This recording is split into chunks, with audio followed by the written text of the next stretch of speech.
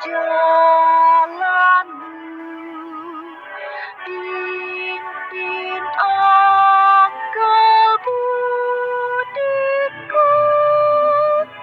untuk mengerti maksudmu.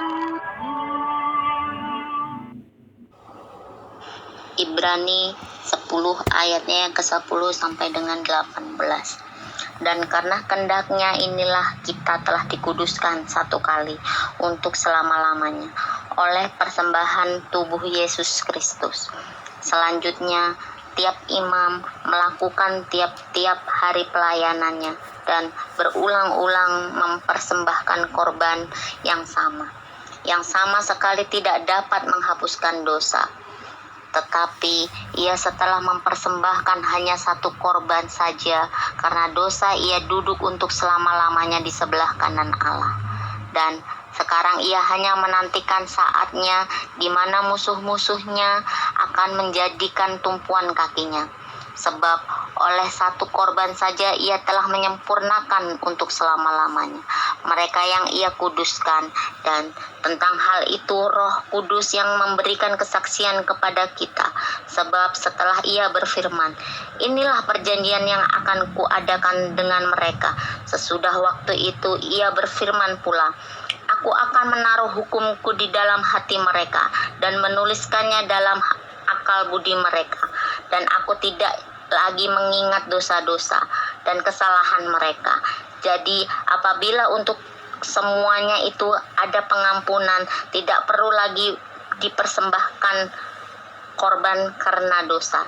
Demikianlah firman Tuhan. Shalom Bapak Ibu, saudara-saudari yang terkasih di dalam Tuhan Yesus. Semoga kita semua dalam keadaan sehat dan dalam lindungan Tuhan. Saya akan membawakan renungan pada hari ini.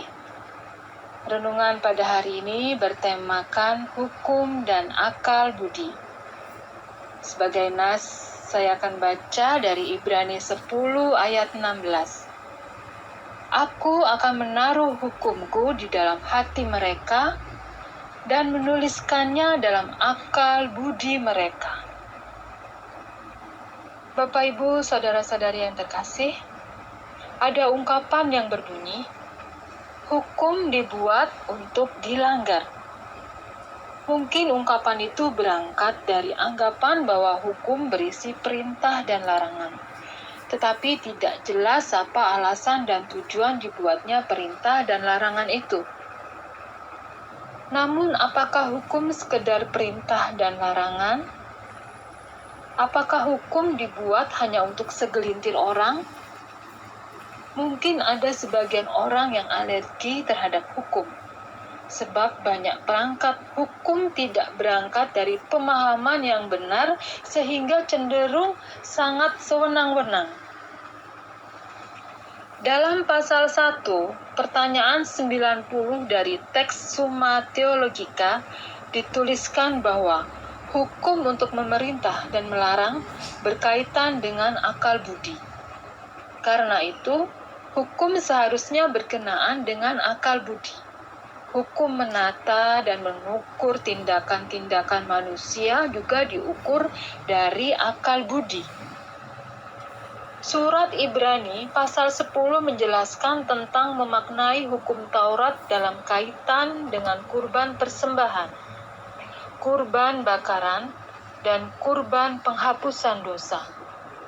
Bukan pemaknaan secara lahiriah, sebab Kristus telah berkurban dan menghapus dosa manusia. Pengampunan dosa manusia adalah anugerah yang diberikan secara cuma-cuma, bukan karena usaha manusia. Karena anugerah yang sangat besar dan mulia itu, kita diajak untuk menyambut dan mencintai kehendaknya. Sebab kehendaknya diberikan dalam hati dan akal budi kita. Kehendaknya bukan sekedar deretan hukum belaka. Demikian renungan pada hari ini. Tuhan Yesus memberkati kita semua. Bapa Surgawi, terima kasih untuk firman-Mu, pengampunan-Mu, dan anugerah-Mu. Ajar kami Tuhan untuk dapat memahami kehendak-Mu dengan segenap hati dan akal budi kami. Saat ini kami mau berdoa untuk keluarga-keluarga dimanapun berada, terkhusus keluarga-keluarga di Perum dan Bajem Kota Bumi. Kami mau berdoa untuk setiap keluarga yang sedang dalam pergumulan, baik pergumulan akan hubungan antar anggota keluarga, kesehatan, pekerjaan, keuangan, ataupun juga mereka yang bergumul akan masa depan mereka. Tuhan, saat ini kami bersatu hati untuk memohon kiranya Engkau memberikan jalan keluar terbaik dan memberikan kelegaan kepada setiap orang yang sedang dalam pergumulan. Tuhan juga kiranya berkati dan pimpin selalu mereka yang memiliki segala harapan dan cita-cita, agar tetap menjaga semangatnya sehingga cita-cita dan harapan mereka dapat tercapai. Kami juga teringat akan mereka yang sedang sakit, seperti Eyang Ramelan, Bapak Ginting, Remi, Wahyono, dan lain-lain yang sakit syaraf kejepit. Mas Kris yang baru kembali dari rumah sakit dan masih harus recovery. Oma Fani yang menjalani cuci darah. Bapak Yusuf Mana dan Bapak Manalu pasca stroke. Juga saudara-saudara kami yang lain ya Tuhan, baik mereka yang sakit berat maupun ringan. Tuhan, Engkau dokter segala dokter, kiranya menjamah dan menyembuhkan, serta memberkati mereka, agar dalam sakit mereka tetap Tuhan berikan sukacita, dan mereka senantiasa dapat memuji Tuhan dengan penuh sukacita. Terima kasih Tuhan, di dalam nama Tuhan Yesus kami berdoa. Bapa, kami mau berdoa untuk pelayan-pelayan Tuhan yang bekerja untuk kemuliaan nama Tuhan. Kami berdoa untuk Pendeta Ambar, Penatua Irving, Majelis Jemaat, dan semua yang turut serta dalam pelayanan di gereja. Biarlah semuanya itu Tuhan dilakukan dengan sepenuh hati dan untuk kemuliaan nama-Mu saja Bapa. Bapa, kami juga mau berdoa untuk program kerja gereja, agar semua yang telah diprogramkan dapat terlaksana dengan baik dan dapat memberikan dampak dan manfaat bagi banyak orang di dalam gereja maupun di luar lingkungan gereja. Kami juga mau berdoa Tuhan buat kebaktian onsite dan online di gereja kami. Biarlah Tuhan, kebaktian online dan onsite yang kami laksanakan dapat berjalan dengan baik. Biarlah Tuhan, bila keadaan negara kami lebih baik, kami dapat melaksanakan kebaktian onsite dengan seutuhnya. Terima kasih Bapa di surga.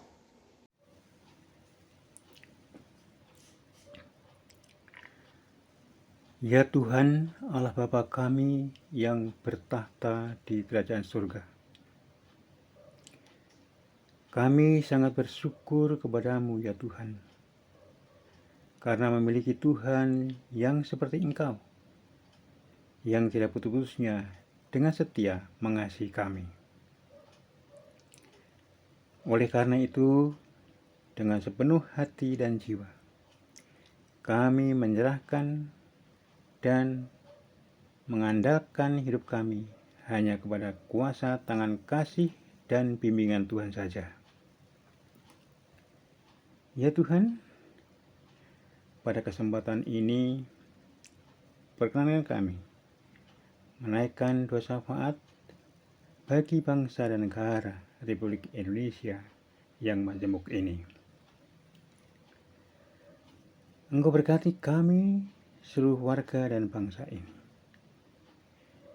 Berkati negara dan pemerintahan negara kesatuan Republik Indonesia ini.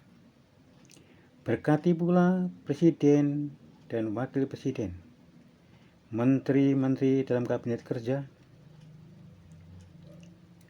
para anggota Badan Legislatif, Yudikatif, TNI, dan Polri, dan juga para pemimpin kami dari tingkat pusat sampai tingkat daerah. Melalui kesempatan ini dan juga melalui kekuatan Roh-Mu yang kudus yang sangat dahsyat itu, bimbing, tuntun, serta arahkan mereka semua. Melalui kebijakan-kebijakan yang dilaksanakannya adalah demi kemajuan, kemakmuran, keadilan, dan kesejahteraan yang merata bagi seluruh rakyat Indonesia, yang sekaligus demi mencerminkan kemuliaan Tuhan. Ya Tuhan yang Maha Baik, hindarkan kami dari segala macam ancaman, wabah, dan bencana. COVID-19, bencana longsor, banjir, gempa bumi, gunung meletus, dan sebagainya. Untuk itu, lindungi dan selamatkan kami. Ciptakan rasa toleransi yang tinggi di antara kami, saling menghormati, saling menghargai, dan saling mengasihi antara satu dengan yang lain. Ciptakan rasa persatuan dan kesatuan di tengah-tengah warga dan bangsa kami, sehingga ke depan warga negara Indonesia menjadi negara yang aman, tentram, dan sentosa. Dalam rangka mengantisipasi pandemi COVID-19, kita mendukung bersama-sama terhadap program pemerintah dalam mengencarkan untuk mempercepat pelaksanaan vaksin COVID-19 kepada seluruh lapisan warga dan bangsa Indonesia dapat segera berjalan lancar dan sukses, sehingga COVID-19 cepat berakhir dan lenyap dari negara Republik Indonesia, bahkan dari seluruh dunia.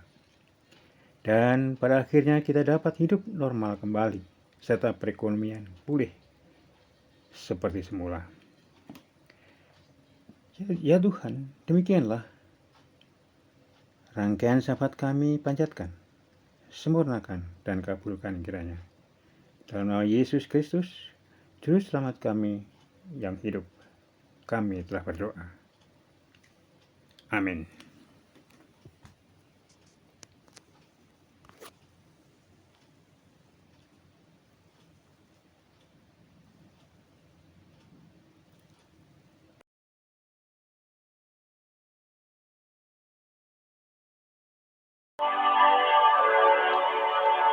Yesus pimpin langkahku setiap hari di jalan.